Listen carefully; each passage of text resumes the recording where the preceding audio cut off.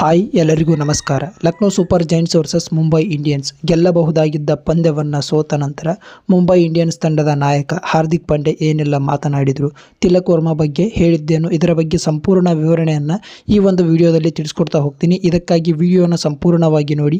Video ಇಷ್ಟವಾದಲ್ಲಿ ಒಂದೇ ಒಂದು ಲೈಕ್ ಮಾಡಿ ಹೋದರ ಜೊತೆಗೆ ಹೆಚ್ಚಿನ ಅಪ್ಡೇಟ್ಸ್ಗಳಿಗಾಗಿ ನಮ್ಮ ಚಾನಲನ್ನು ಸಬ್ಸ್ಕ್ರೈಬ್ ಮಾಡ್ಕೊಳ್ಳಿ. ಬನ್ನಿ ವಿಡಿಯೋ ಶುರು ಮಾಡೋಣಂತೆ.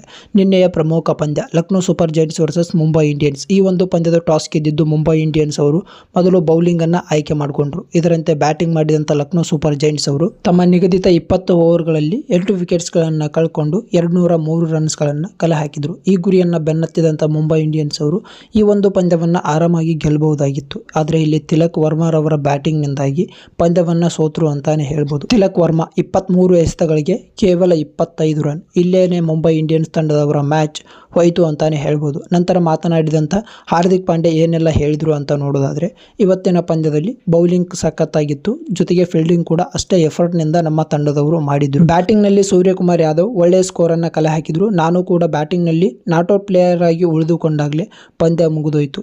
ತಿಲಕ್ ವರ್ಮಾ ಕೆಟ್ಟ ಶಾಟ್ಗಳನ್ನು ಆಡಿ 23 ಎಸೆತಗಳಿಗೆ ಕೇವಲ 25 ರನ್ಸ್ಗಳನ್ನು ಹೊಡೆಯುವ ಬದಲು ಇಲ್ಲಿ ಫೈರ್ ಬ್ಯಾಟಿಂಗನ್ನು ಆಡಿದರೆ ನಮಗೂ ಕೂಡ ಬ್ಯಾಟಿಂಗ್ನಲ್ಲಿ ಅವಕಾಶ ಸಿಗ್ತಿತ್ತು. ಈ ಒಂದು ಪಂದ್ಯವನ್ನು ಗೆಲ್ಲೋದಕ್ಕೆ ನಮಗೆ ಇನ್ನೂ ಕೂಡ ಅವಕಾಶ ಇತ್ತು. ಆದರೆ ತಿಲಕ್ ವರ್ಮಾ ಆಡಿದಂಥ ಕೆಟ್ಟ ಶಾಟ್ಗಳಿಂದ ನಾವು ಪಂದ್ಯವನ್ನು ಸೋಲ್ಬೇಕಾಯಿತು.